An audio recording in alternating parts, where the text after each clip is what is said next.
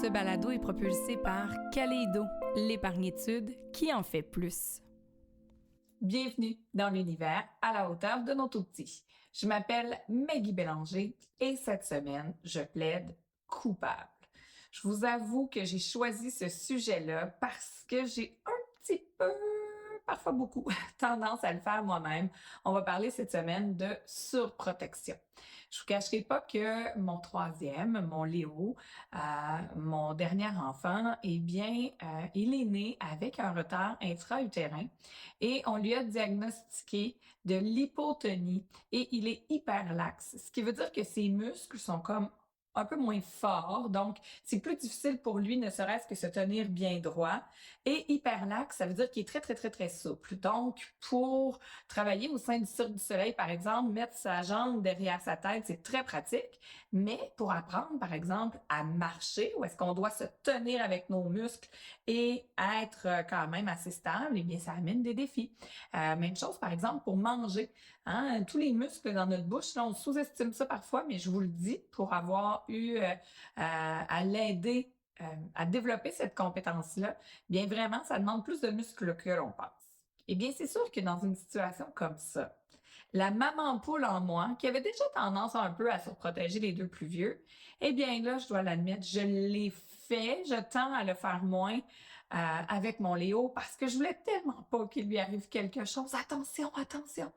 Ah, viens, on va faire autre chose. Donc, je ne lui laissais pas toujours la chance de dépasser un petit peu ses limites, d'aller plus loin. Et je me rends compte, avec un pas de recul, que ce n'était pas nécessairement la bonne chose à faire.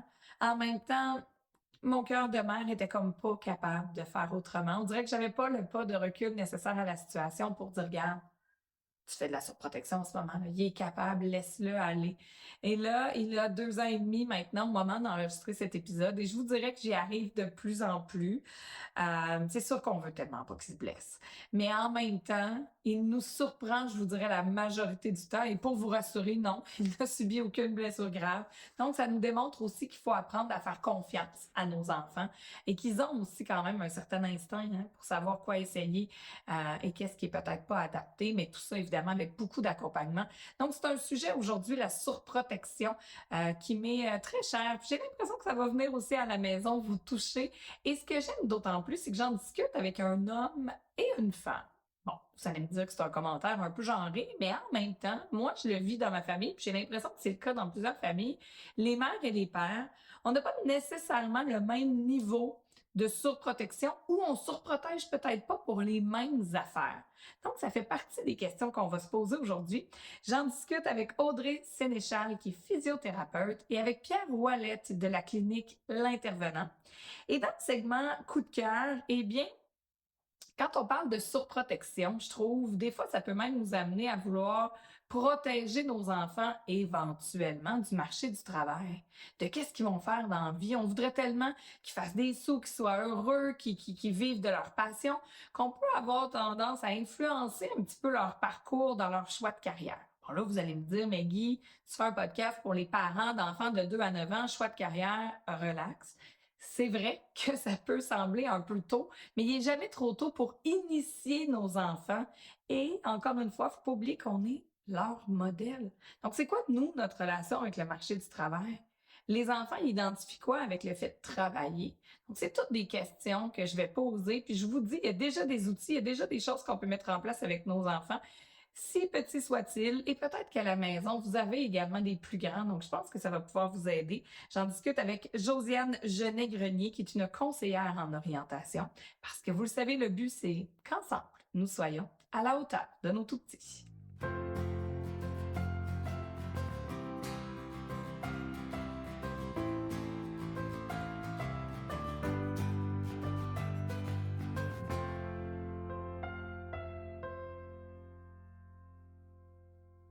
La surprotection. Je pense que c'est un sujet qui va intéresser plusieurs de nos parents. On veut tellement bien faire comme parents. On voudrait tellement pas que nos enfants souffrent dans aucun contexte. Est-ce que parfois, le fait de les surprotéger, c'est pas une façon aussi de calmer notre propre anxiété de parents? Je dirais que oui, en fait. Une des premières choses que je dis aux parents qui viennent me voir dans le bureau, c'est de se poser la question, est-ce que tu réponds à ton besoin ou est-ce que tu réponds aux besoins de l'enfant?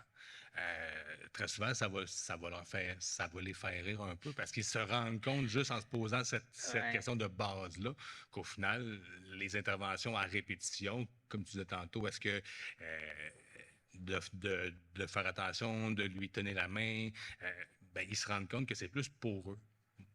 Moi, j'ai envie de dire aux parents, et je le dis souvent, je trouve ça important que l'enfant se blesse puis se fasse mal. Bon, on s'entend. On s'entend. On Je tombe pas. comprends. OK? Il y a toujours la notion de sécurité, mais le fait de vivre des échecs, de tomber, de glisser, de se cogner les fesses au sol, c'est pas grave. Il va aussi apprendre à se relever. Il ne faut jamais oublier qu'il y a toujours un bon côté. Mais justement, Audrey, dans ton travail de physiothérapeute, peut-être tu peux nous aider dans le développement moteur, par exemple, de nos tout-petits. Comment évaluer le danger? Pierre vient d'en parler. Bon, qui trébuche, qui se cogne, c'est une chose, mais en même temps, idéalement, on veut éviter qu'il se casse un bras ou qu'il se râpe tout un côté du visage parce qu'il est trébuché. Comment on fait pour évaluer où en est notre enfant et lui soumettre des défis à la hauteur de ses capacités? C'est une super bonne question parce que ça dépend effectivement du niveau de développement de l'enfant, donc par le fait même de son âge, peut-être même de son tempérament. Donc, on connaît tous des enfants qui sont beaucoup plus téméraires que d'autres, alors que d'autres vont être plus de type observateur, vont regarder ça aller, vont analyser la situation. Mais pour ça, on a besoin de les mettre en contexte. Donc, la prise de risque, elle est absolument essentielle au développement moteur. À commencer par la marche, finalement. Donc, tu sais, la marche, c'est une première prise de risque où on sait qu'il va y avoir des chutes, on sait que l'enfant va devoir se relever, mais suite à ces échecs-là, ou du moins à ces nombreux essais-là, l'enfant va aussi vivre des réussites, puis va Se forger avec forger ça. son estime de soi aussi. Mais là, tu me donnes un bon exemple, la marche. OK? Moi, notre troisième a certains retards au niveau du développement moteur. Et j'avoue que ça nous amène à le couver davantage. Là, il marche maintenant, mais encore maintenant. C'est sûr qu'on n'est pas toujours derrière lui, mais s'il y a un objet ou quoi que ce soit, ça peut arriver qu'il trébuche. Puis l'autre jour, il est tombé là, vraiment sur le dos, il s'est cogné la tête. On sait à quel point se cogner la tête, on veut pas ça. Est-ce que comme parent, il faut un petit peu s'enlever de la pression, puis ça se peut que ça arrive? Comment on gère ça? Parce qu'on ne peut pas non plus les suivre avec un tapis de mousse, chaque chose qu'ils font. Là. On ne peut pas les emballer dans du papier bulle non plus. Non. Donc, effectivement, il y a comme le mode observation. Tu sais, si on fait un petit pas de recul puis on se met en mode observation, je pense que ça revient un peu à voir c'est quoi nos propres craintes à nous versus le risque réel par rapport à l'activité ou par rapport à ce que l'enfant fait aussi. Mais donc, tu me dis que de sa hauteur à lui, là, s'il se cogne la tête une fois ou deux, ça arrive dans toutes les bonnes familles aussi. Là. C'est parce que là, on pense, on dirait, le scénario embarque les commotions, les... Bon. Oui, bien, ça va arriver des chutes, puis il va y en avoir tout le temps. Puis après ça, bien, ça va être de tester encore plus la limite. Donc là, si c'est de marcher sur un terrain plat, après ça, ça va être de marcher sur un tronc d'arbre avec de la mousse glissante. Puis là, bien, ce sera d'autres craintes, puis d'autres étapes, finalement. Mais c'est quand même essentiel de passer par ces étapes-là. Et Pierre, tu as amené le fait aussi, ça va leur amener des réussites. Comment utiliser les échecs pour tourner ça dans le positif, les amener, les enfants, à voir les réussites et à avoir envie de recommencer? Parce que parfois, lorsqu'on tombe, ben c'est trop difficile, moi, je le fais plus. Ben, c'est une bonne question. Je dirais que, à l'inverse de la surprotection, il y a le développement de l'autonomie.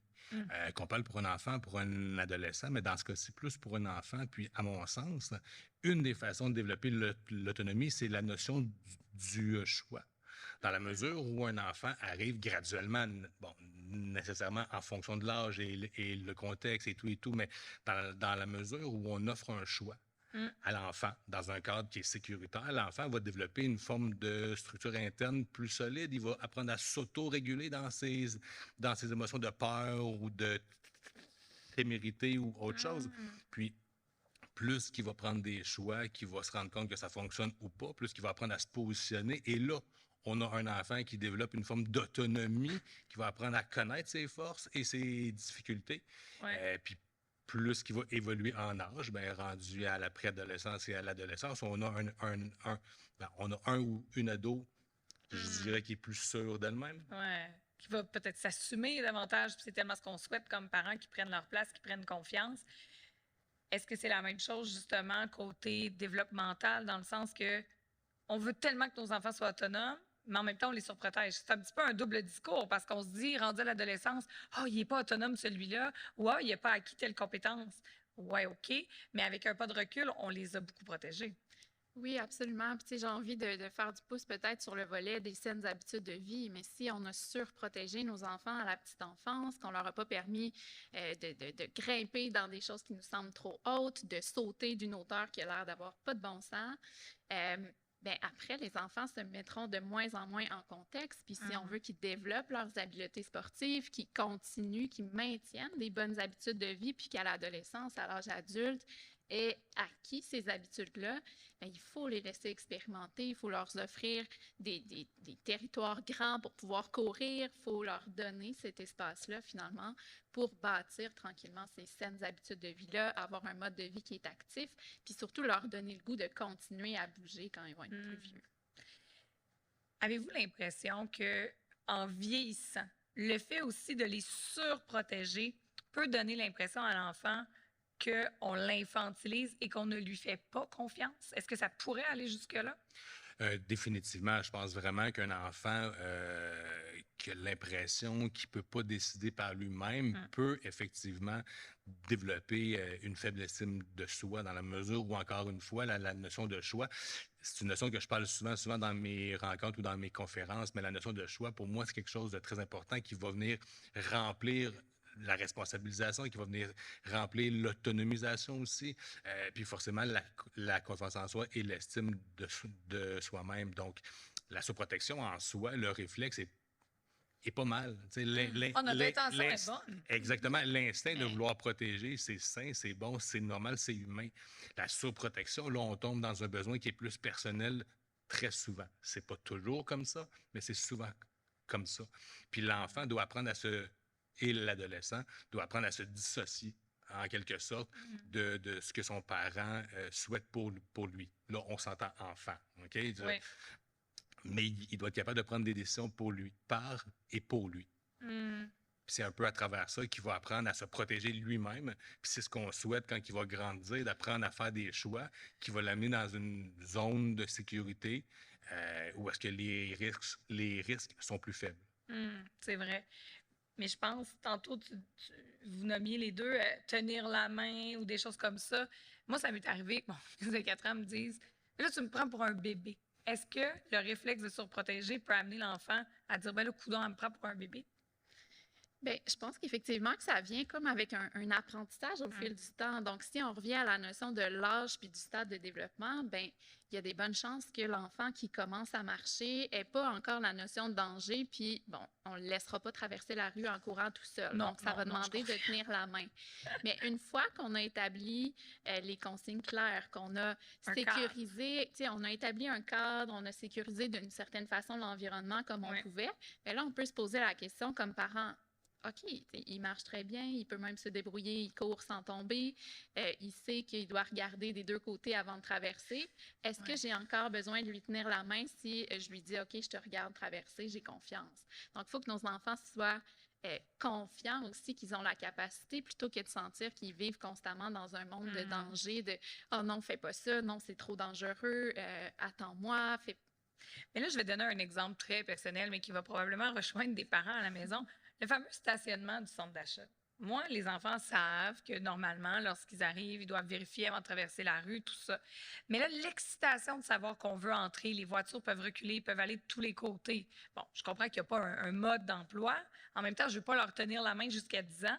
Mais pour vrai, je leur fais moyennement confiance, pas à cause d'eux, mais parce que l'environnement est turbulent, puis on sait que des fois, la tension, ça s'en va vite. Comment on agit dans ce genre de situation-là? C'est une bonne question. Ça devient super multifactoriel. Puis je pense que ça entre dans le calcul de la prise de risque, finalement. Donc là, c'est de comprendre, OK, tu sais, je serais peut-être rendue au stade de laisser traverser mon enfant tout seul, mais le contexte actuellement fait qu'il y a de l'excitation, il y a de l'énervement, de l'agitation même. Donc, on peut en venir à se poser la question, est-ce que les risques et bénéfices, qu'est-ce qui pèse dans la balance, finalement?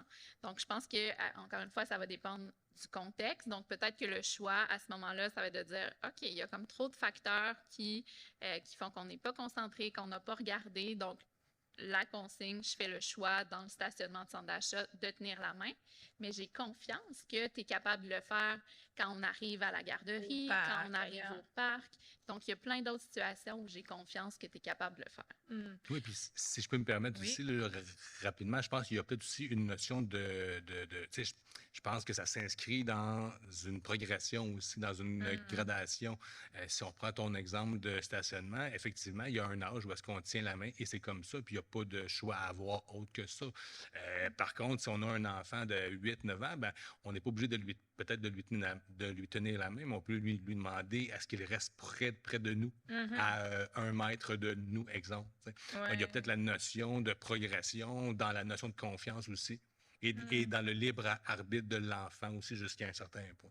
Ah, j'aime ça. Donc, il va sentir quand même que, justement, on ne lui demande pas de tenir la main, mais nous, ça nous permet de mettre un cadre avec lequel on est à l'aise. Mais Pierre, ce calcul-là, cette gestion-là du risque, est-ce qu'on peut la faire aussi au niveau émotionnel? Parce qu'on parle beaucoup de surprotection physique. On a peur qu'ils aient des mots physiques. Mais des fois, je me demande en tant qu'adulte si les mots émotionnels, les mots de l'âme, sont pas, les mots MAUX, sont pas plus difficiles à gérer à long terme qu'une petite égratignure ou une petite foulure. C'est-à-dire que effectivement, la santé émotionnelle est possiblement la santé la moins bien prise en charge. Je dirais, on a tendance peut-être à prendre plus soin de notre santé physique, à la limite santé psychologique, mais santé émotionnelle, on en parle de plus en plus. Oui. Mais je pense qu'effectivement, le concept de surprotection, et c'est pas une équation mathématique parfaite, mais je pense que quand il y a surprotection, il pourrait y avoir des comportements anxieux qui se développent. Donc, effectivement, au niveau de la santé émotionnelle, est-ce que la gestion du stress ou la gestion de la colère peut devenir plus difficile à s'installer et à s'inscrire dans un cadre éducatif familial? Peut-être que oui. Dans cette mesure-là, j'aurais tendance toujours à se reposer la question en tant que parent, dire est-ce que je réponds à mes besoins? Oui.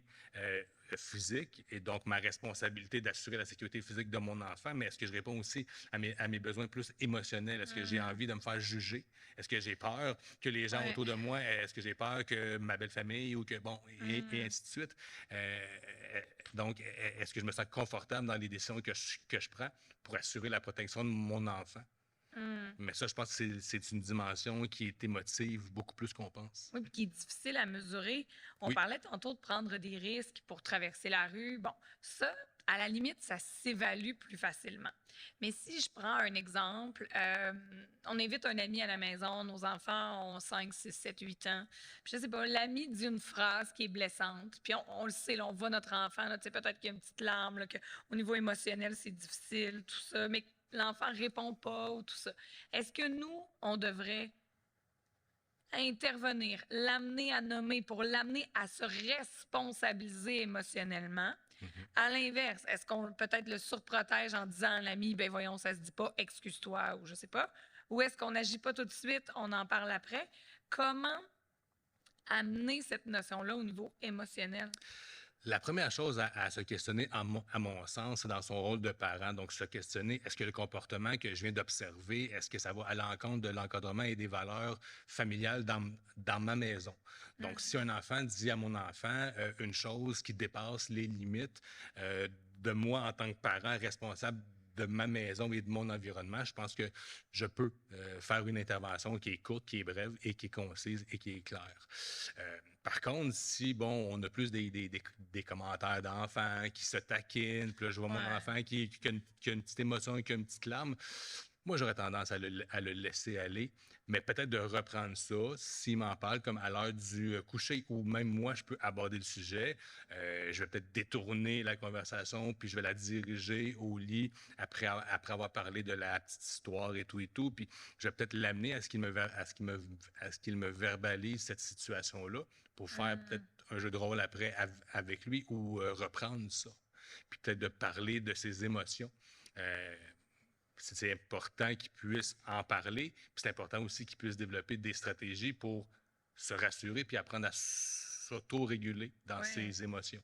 Oui, parce qu'on le disait tout à l'heure, une des clés, c'est de faire de petits pas, d'y aller tranquillement, pas tout de suite nécessairement escalader la montagne, mais émotionnellement, c'est la même chose. Arriver à prendre sa place, s'affirmer, mettre ses limites. Je veux dire, je suis une adulte puis j'ai encore de la misère à le faire. Je peux pas demander à mes enfants de 5 ans de faire ça, là. Je pense que ce serait trop difficile, mais j'aime bien la rétroaction. Je pense que ça peut être une façon des fois de revenir. En même temps, s'ils sont petits, peut-être les laisser venir à nous aussi pour éviter de ressasser quelque chose qui est passé. Mais sur une note justement positive, un parent qui le sait qui est anxieux, qui a un peu aussi transmis ça à ses enfants, qui voit que ses enfants ont toujours un peu peur quand il y a des risques physiques ou même peur d'entrer en relation avec de nouvelles personnes qui peut y avoir un risque émotionnel. Qu'auriez-vous comme piste d'accompagnement à leur donner? Ben, je pense que je reviens avec l'observation. Donc, l'observation de son ressenti d'abord, l'observation des pensées même qui viennent. Souvent, ça va être des scénarios catastrophiques. On est bon là-dedans, les parents, là, pour regarder notre enfant qui monte dans le module, puis on est déjà en train de le voir à terre avec 2 bras confirme. fracturés.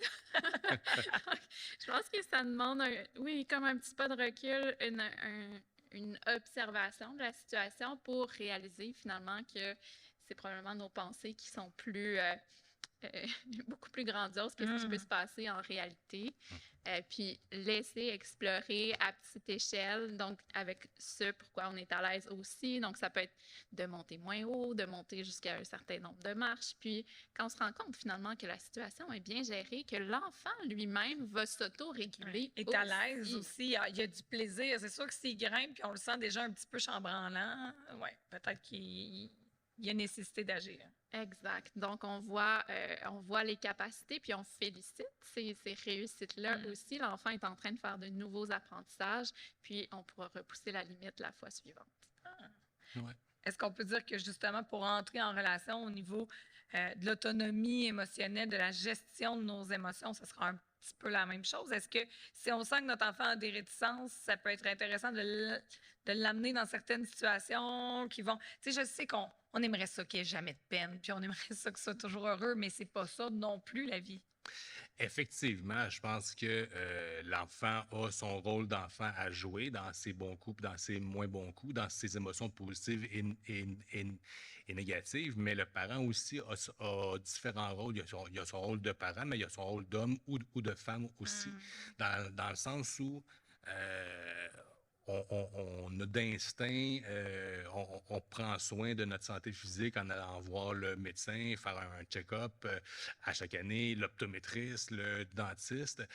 Pourquoi ne pas prendre soin de sa santé émotionnelle aussi? C'est vrai. Ne serait-ce qu'une seule fois par année, aller consulter un ou une professionnelle, que ce soit travailleur social, psychologue, intervenant psychosocial et éducateur spécialisé, mais juste pour aller faire un petit check-up. Je pense que pour prendre soin de sa santé, je pense que pour prendre soin de la santé émotionnelle de ses enfants, il faut être capable de prendre soin de la sienne. Et de ne pas être gêné. Je pense que c'est de moins en moins tabou, mais ça le reste pour certaines personnes de dire en tant que parent, je pense que j'ai besoin de consulter, j'aimerais être accompagnée, j'aimerais avoir des trucs.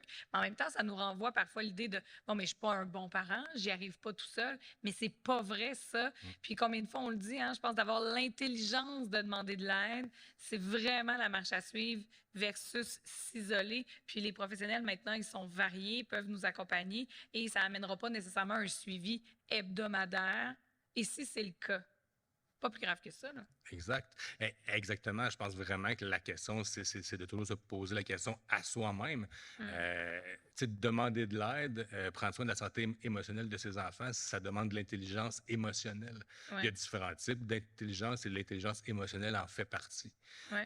Donc, à mon sens, si on veut être capable de se reposer la question sur est-ce que je fais de la surprotection, est-ce que je transmets mon anxiété ou whatever, je pense que le plus important, c'est d'être capable de se regarder dans un miroir de façon humble et juste. Ouais. Sans non plus laisser nos pensées peut-être venir noircir ce qu'on voit, là. Exactement. Ça, c'est pour ça qu'on parle d'humilité et de justesse. On peut être humble dans le positif, on peut être humble dans le négatif aussi. Tu sais. Donc, je pense que la première chose à faire pour travailler sur la santé émotionnelle de ses enfants, c'est de travailler sur la nôtre. Oui. Et est-ce que ça vaut la peine peut-être aussi de s'asseoir comme équipe parents et de discuter de notre notion de danger à chacun? Parce que ce soit physique ou même émotionnel, on n'a pas la même perception de notre enfant, de la réalité. On n'a pas la même capacité à gérer ça. Il y en a qui vont dire des fois, ah, papa, il me laisse monter plus haut, lui. Ou, ah, avec maman, j'ai le droit de pleurer, d'exprimer mes émotions. Papa et moi, à l'aise, peu importe. Et diverses situations. Mais est-ce que ça vaut la peine d'essayer de communiquer en tant que parent pour se mettre le plus possible au même diapason? Bien, ça vaut la peine de communiquer, absolument. Je pense qu'il y a cette notion-là de responsabilité partagée. Puis là, on en parle entre les parents eux-mêmes, mais même avec le milieu de garde, la garderie. Il va y avoir différents contextes où l'enfant va pouvoir explorer aussi. Puis, est-ce que l'idée, c'est d'avoir tout le monde la même gestion de risque? Probablement pas. Tu sais, on va chacun avoir nos particularités aussi. Puis à la limite, est-ce que c'est si grave qu'avec papa, on peut monter plus haut, puis avec maman, c'est un petit peu plus conservateur, ou du moins on change d'autres, on choisit d'autres activités. On offre quand même à l'enfant différents contextes pour se dépasser, mais il faut accepter que, je sais pas, comme maman, par exemple, ben, qu'avec papa, ça peut être tout aussi sécuritaire, même si la limite est un petit peu plus grande. Ah, j'aime ça. Exactement. Je pense que c'est une question je pense que c'est une notion de confiance entre nous aussi, parce que d'abord et avant tout, avant d'être des parents, on est un couple, hein, puis là, bon, fait que rendu là, c'est d'être capable, comme tu l'as mentionné, de communiquer, être capable de faire preuve de transparence face à nos propres limites, face aux peurs qu'on a de perdre le contrôle sur tel ou tel truc qui nous amène à prendre le contrôle sur telle ou telle chose. L'idée, c'est d'être capable de faire un teamwork en tant que parent, de se partager dans une transparence qui est saine nos forces, nos inquiétudes, puis à partir de là, ben, de faire confiance à l'autre. Oui, à l'autre et à notre enfant. C'est ça aussi et à soi-même. C'est ce que je retiens beaucoup, je pense, de notre épisode sur protection, autonomie. Mais retournons le regard vers nous-mêmes, un regard humble, le plus juste possible. Parfois, de dire à notre mental, je vais prendre le temps de m'observer dans le but d'être, oui, nous, plus en paix, mais de mieux accompagner notre enfant et d'être sur la même longueur d'onde le plus possible avec nos différences et avec nos couleurs, mais au moins d'être sur la même longueur d'onde que notre coparent. Merci à vous deux.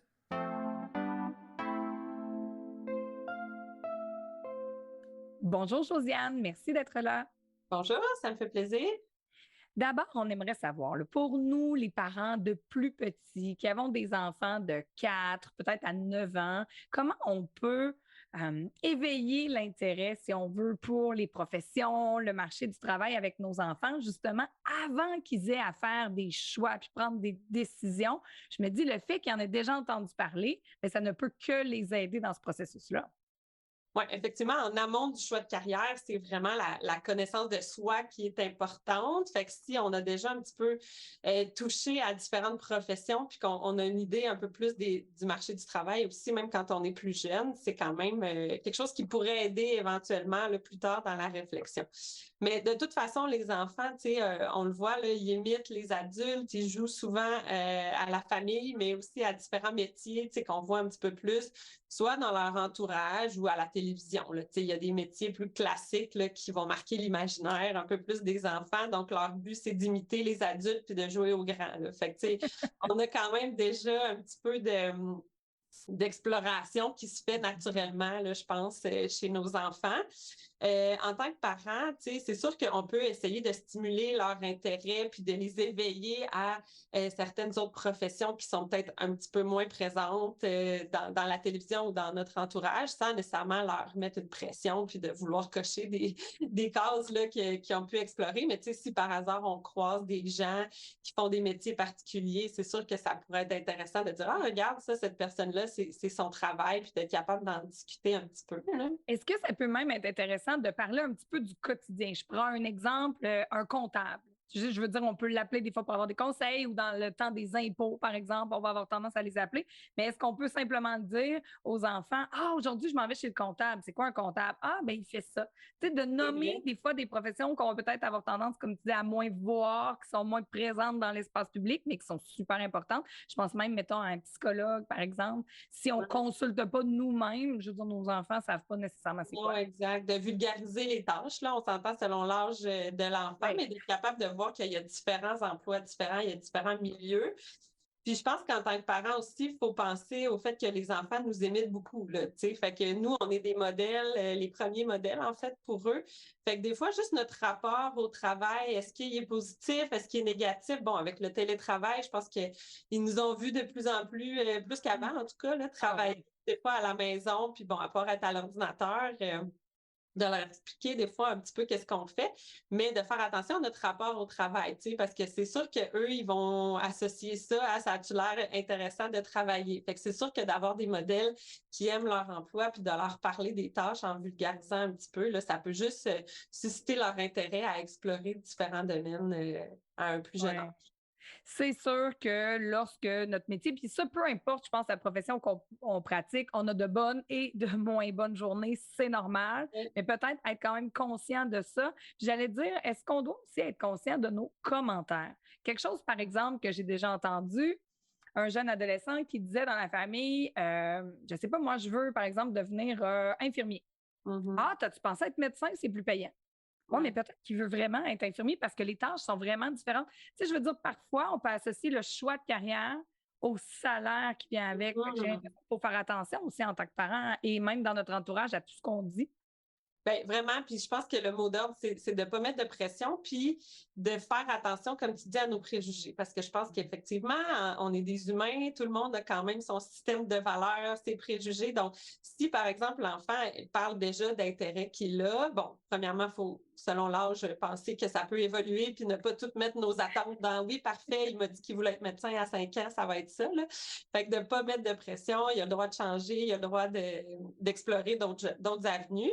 Mais vraiment, nos préjugés en tant que parents, des fois, c'est vraiment inconscient, mais justement, on va aller valoriser, peut-être renforcer certains intérêts, certains métiers, professions que notre enfant nous parle, sans nécessairement que ça soit conscient, mais justement parce que c'est quelque chose de plus prestigieux, des études universitaires, c'est payant. Hey, oui, tu m'as déjà dit, effectivement, pourquoi tu ne serais pas médecin plutôt qu'infirmier? Ou, tu sais, si je pense au fameux DFP, des professions, des fois, qui ont moins bonne presse socialement, mais que dans le fond, tu sais, on peut très bien s'épanouir, avoir un très bon salaire, des bonnes conditions de travail. C'est clair. Peu importe, là, tu sais, puis encore là, ça, c'est nos valeurs à nous, là, fait qu'il faut faire attention par rapport à l'enfant aussi, de ne pas renforcer et valoriser certains intérêts ou certaines professions plus que d'autres. Fait que, tu sais, essayer de leur montrer qu'il y a différentes choses qui existent, puis de les laisser un petit peu cheminer là-dedans, puis ne pas trop essayer d'orienter et d'influencer justement par nos conversations avec eux, là. Oui, c'est pas évident parce que je comprends aussi que comme parents, on veut leur bien, on voudrait tellement qu'il y ait les meilleures conditions de travail possibles, le meilleur salaire possible pour qu'ils puissent s'épanouir, mais il faut comprendre aussi que ça passe pas que par ça. Parfois, on peut faire un très gros salaire, mais si on n'est pas heureux dans ce qu'on fait, au final, Ouais. c'est pas ça le but non plus. Il y a beaucoup de préjugés aussi, là, l'information scolaire, ça change vite. Tu sais, peut-être qu'on se dit, ouais, mais dans mon temps, tu sais, c'était comme pas payant ou c'était pas une formation intéressante ou peu importe là, sur quoi on se base. Mais je pense que c'est important aussi de voir que l'enfant va faire son chemin là-dedans, puis qu'il pourra aller poser les questions aux bonnes personnes, puis se référer aux bons endroits pour vraiment avoir une idée de c'est quoi les conditions, le salaire. Tu sais, des fois, on a l'impression qu'on pense qu'on le sait, là, mais il y a tellement d'emplois qui existent aujourd'hui qui n'existaient pas dans le temps, puis que, tu sais, on est en ligne avec nos préjugés, puis on est en ligne avec l'information qui est peut-être pas nécessairement la bonne non plus parce que ça change puis ça évolue tellement vite. Fait que, tu sais, il faut faire attention de ne pas trop influencer puis mettre de pression à nos enfants par rapport à ça parce qu'ils sentent, c'est sûr, là, puis eux autres, ils vont peut-être vouloir choisir pour plaire aux parents, mais Ben c'est oui. peut-être pas la bonne façon de faire un choix de carrière pour être heureux en bout de ligne, là. Non, c'est clair. Et parfois, ça peut mener justement à un changement au niveau du cursus parce que l'enfant, finalement, il laissait, puis il est comme, j'aime vraiment, vraiment pas ça. Mais sa petite voix, il avait peut-être dit, puis il l'avait pas écouté. Tu sais. Exact. Mais ça m'amène justement aux passions de nos enfants, que ce soit dans le sport. Parfois, ils vont faire un sport, ils vont dire, oh, moi, je veux devenir un professionnel de golf, de baseball. Bon, on le sait comme parents que ça se peut, tout est possible, mais il y a beaucoup d'appelés et peu d'élus. Ouais. Comment on fait pour valoriser justement ces passions-là, mais sans mettre trop de pression? C'est ça, on veut pas éteindre non plus puis mettre tout de suite la réalité de ça marchera pas. Puis je pense que, tu sais, même moi, comme conseillère d'orientation, c'est pas vrai que je vais dire à quelqu'un, va pas là-dedans, il y a pas de job là-dedans. Ou, tu sais, le but, c'est de montrer un éventail de possibilités, puis de plan B et d'autres choses si un jour ça ne fonctionne pas finalement, là. Mais je pense que de renforcer leurs intérêts, c'est important. Puis je dirais même que notre rôle en tant que parents, ça va être vraiment de les aider à faire des liens, de peut-être nous leur nommer des liens qu'on est capable de faire entre eux et le marché du travail, puis d'éventuellement les outiller à ce moment-là à ce qu'ils fassent des liens eux-mêmes. Tu sais, on est vraiment en tant que parents aux premières loges de nos enfants depuis qu'ils sont jeunes. Hein. Fait que, tu sais, leurs intérêts, leur personnalité, leur comportement, sans nécessairement vouloir les influencer, je pense que d'être capable de les observer puis de leur nommer, de leur refléter certaines choses, c'est vraiment là que ça se situe, je trouve, le parent dans l'influence que ça peut avoir au niveau de l'orientation. Parce que l'orientation, premièrement, c'est de la connaissance de soi, puis ensuite, c'est de la connaissance du marché du travail, des formations, des professions. Fait que pour aider l'enfant à avoir une réflexion, puis d'être capable de se questionner sur sa connaissance de soi. Qu'est-ce qu'il aime? C'est quoi sa personnalité? C'est quoi ses valeurs? C'est quoi ses aptitudes? Mais je pense qu'en tant que parent, on est là pour déjà être capable de les observer puis leur refléter certaines choses. Encore là, j'insiste sur le fait qu'il ne faut pas essayer d'influencer. Là. Je pense que Refléter, mais sans influencer. c'est ça, ou tu sais, en tout cas, la meilleure façon, c'est de les laisser choisir, mais d'être capable déjà de dire, mon Dieu, je remarque que tu as vraiment de l'intérêt pour telle ou telle tâche, ou hey, tu es bon là-dedans quand tu fais ça, ou tu aimes ça être entouré d'amis, toi, ou tu sais, tel comportement, tu es tellement empathique, tu aimes ça prendre soin des autres. Tu sais, juste les observations des fois qu'on se fait dans notre tête, tu sais, on est capable de dire, un enfant est plus de cette personnalité-là, puis notre autre enfant est différent. Tu sais, on le fait, ces liens-là, dans notre tête.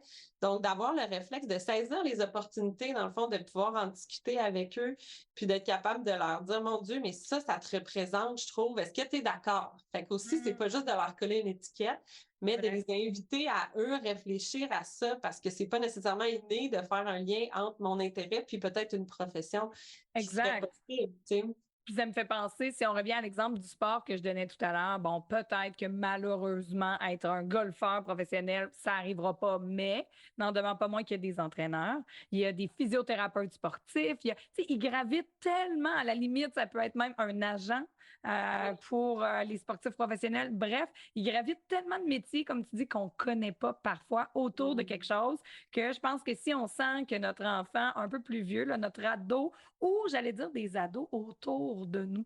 Parce que je tenais à traiter de ce sujet-là, même si les parents qui nous écoutent ont en général des enfants plus jeunes, mais des fois, famille recomposée, il y a des enfants plus vieux. Mais on peut être, en tant que parrain, marraine, par exemple, un adulte significatif dans la vie d'adolescents autour de nous qui n'auront peut-être pas l'aisance ou la confiance de nommer à leurs parents que tu me mets trop de pression ou c'est pas ça que j'aimerais essayer. Mais je pense que ça peut être intéressant, nous, comme adultes significatifs qui sommes peut-être plus neutres dans ce débat-là, on a moins les émotions à fleur de peau sur le sujet, mais d'écouter, d'entendre. Et si on ne se sent pas tout à fait outillé, as-tu, Josiane, des trucs, des outils de référence qui pourraient nous aider dans cet accompagnement-là? Oui, comment mieux comprendre l'enfant, l'adolescent, puis des moyens de l'aider concrètement. En fait, j'ai quelques outils à vous proposer. Premièrement, il y a un site qui s'appelle espaceparent.org. Là, on mettra le lien, qui a été réalisé par l'Ordre des conseillers et conseillères d'orientation du Québec, qui propose un tas d'articles, des ressources, de l'information. En fait, on peut cliquer sur la situation de notre enfant ou de l'enfant qu'on désire aider, de la première secondaire jusqu'aux études postsecondaires. Donc là, à cette étape-là, quand je suis en secondaire 1, quand je suis en secondaire 2, quand je suis en secondaire 5, c'est quoi les différentes étapes qui attendent l'enfant à cette étape-là, à cette année scolaire-là? Et qu'est-ce que je peux faire, moi, mon rôle en tant que parent dans ces étapes-là? Comment je peux l'aider, l'accompagner? Donc, c'est vraiment, vraiment bien fait pour essayer, en fait, de garder un petit peu de lien avec l'enfant. Encore là, je répète, de ne pas mettre trop de pression, de ne pas essayer d'influencer, mais il y a différentes étapes où on peut quand même savoir, premièrement, l'enfant, qu'est-ce qu'il va avoir à vivre dans son année? Ça va être quoi les choix courts qu'il va avoir à faire? Là, parce que souvent, on dit que c'est assez tôt dans le cheminement, mais en même temps, c'est pas vrai que c'est en secondaire 3 qu'il va décider qu'est-ce qu'il va faire le restant de sa vie, même si là, il y a un choix de maths à faire. Là. Faut Mais en même temps, des fois, cette période-là, elle est, j'aurais tendance à dire croustillante parce que parfois, on le sait là, que notre enfant, il a peut-être moins d'aptitude, mais en même temps, on veut tellement qu'il s'ouvre toutes les portes qu'on va essayer de pousser, tu sais, prendre tout ce qu'il y a de plus fort possible pour pouvoir avoir toutes les portes ouvertes. Mais c'est Oui. peut-être pas, dans certains cas, la meilleure stratégie. Donc, Parce- d'aller se référer à Ouais. ce site-là, ça peut nous aider, là. Parenthèse par rapport à ça, c'est sûr que oui, de s'ouvrir toutes les portes, mais si on cumule des échecs parce qu'on n'est pas capable de réussir ces cours-là, je veux dire, c'est pas vrai. Là. Il y a d'autres portes ouvertes, même si on ne fait pas les maths, les sciences. Là. J'en suis la preuve. Il y en a beaucoup, beaucoup des emplois qui ne demandent pas ces préalables-là. Là. Parenthèse. Il y a aussi un livre qui a été publié aux éditions Septembre, qui a beaucoup de livres en lien avec l'orientation aux éditions Septembre. Le livre particulièrement qui s'appelle L'ado en mode de décision, qui a été écrit par Monsieur Louis Cournoyer, en fait, qui est prof en orientation à l'UQAM et une co-auteure aussi en psychologie à l'UQAM. En fait, c'est des profs de l'UQAM en psychologie puis en orientation. Le but, c'est à partir d'une recherche qui a été effectuée avec des étudiants de 5e secondaire, d'établir des profils de prise de décision des jeunes, en fait, des ados, puis des interventions qui sont proposées aux parents. Là. Donc, il y a ça, mais il y a plein d'autres outils aussi, des livres en lien avec l'orientation qui peuvent être intéressants. Par contre, je redis, le plus important, ça va être éventuellement de référer à des professionnels, parce qu'on peut avoir nos perceptions, nos valeurs, mais aussi la pression qu'on veut mettre, qu'on ne met pas intentionnellement, Ouais. puis aussi notre connaissance qui n'est pas nécessairement toujours la même, la bonne, en fait, du marché du travail qui évolue tout le temps, pardon. Donc, il y a des conseillers d'orientation dans les écoles, au secondaire et notamment maintenant au primaire aussi. Là, il y a des contenus obligatoires en orientation scolaire et professionnelle à partir de la 5e année du primaire et tout au long du secondaire, en plus de ce qu'on appelle l'approche orientante qui existe déjà aussi dans les écoles pour outiller les profs. En fait, le but, c'est qu'il y ait toujours des liens qui soient faits entre les apprentissages scolaires et le marché du travail. Donc, de faire venir des conférenciers, aller faire des visites de milieu ou tout simplement de prendre des exemples des mises en situation qui sont tirées du marché du travail dans les apprentissages là, et tout ça. Mais bref, il y a des conseillers d'orientation dans les écoles secondaires, cégep, il y en a au privé, il y en a dans des carrefours jeunesse-emploi aussi. Normalement, c'est gratuit de 16 à 35 ans. Fait que de référer à des ressources en orientation, c'est toujours une bonne chose aussi. Et j'ajouterais même, Josiane, pour ceux qui nous écoutent et qui sont des souscripteurs de Kaleido, eh bien, dans votre accompagnement, parce qu'on sait à quel point Kaleido a une offre d'accompagnement vraiment variée et généreuse, il y a des conseillers en orientation certifiés. Donc, allez voir, informez-vous. Vous pouvez aller sur le site de kaleido.ca pour vraiment avoir tous les détails, parce que parfois, là, ne serait-ce qu'une heure, ça peut être pivot dans le choix de carrière. Puis je pense que ça vaut la peine de savoir que ces ressources-là existent et qu'elles sont incluses finalement dans l'offre que vous avez. Là.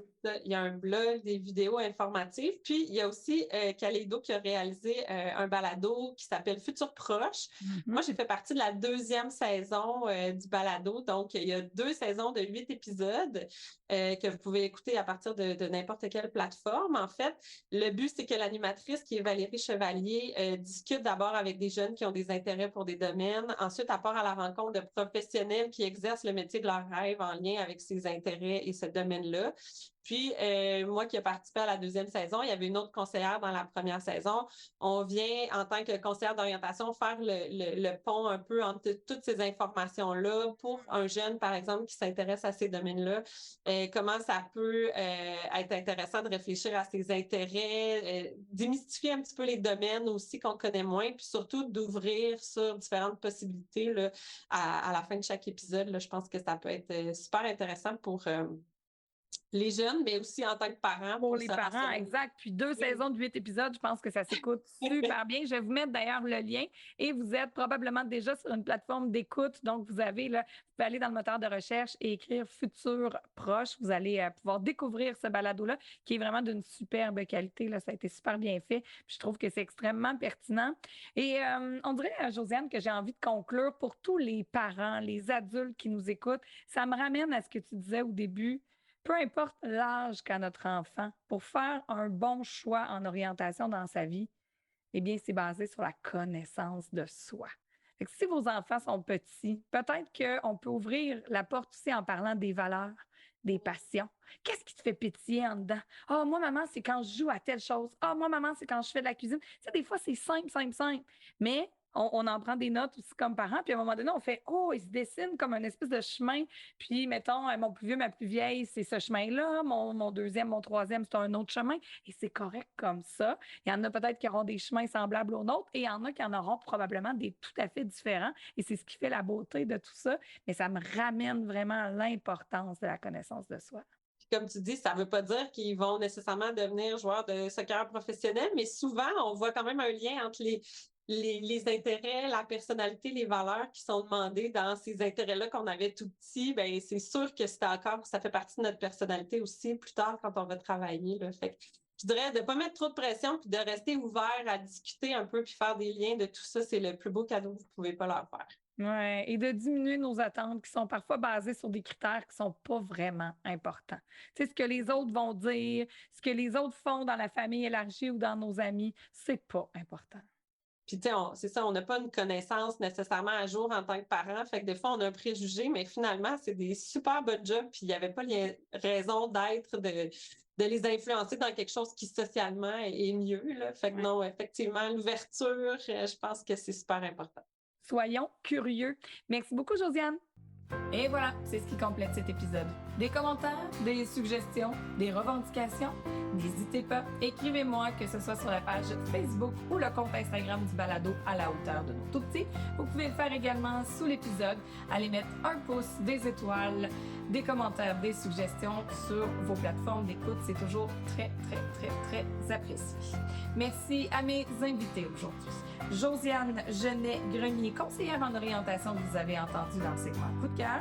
Également Audrey Sénéchal, physiothérapeute, et Pierre Ouellette de la clinique L'Intervenant. Merci à Sylvain Berger-Thibault du Studio 706. Merci à notre précieux partenaire Kaleido, l'oreiller qui en fait toujours plus. Et vous avez eu la preuve aujourd'hui que Kaleido en fait plus en offrant des services d'orientation, en étant également derrière la production d'un balado futur proche. Quand même, c'est pas rien. Ce ne sont pas toutes les entreprises qui s'impliquent autant que Kaleido le fait. Et je pense que ça doit être souligné. Mon nom est Maggie Bélanger et ça me fait toujours plaisir de vous accompagner chaque semaine afin qu'ensemble, nous soyons à la hauteur de nos tout-petits. Bye bye!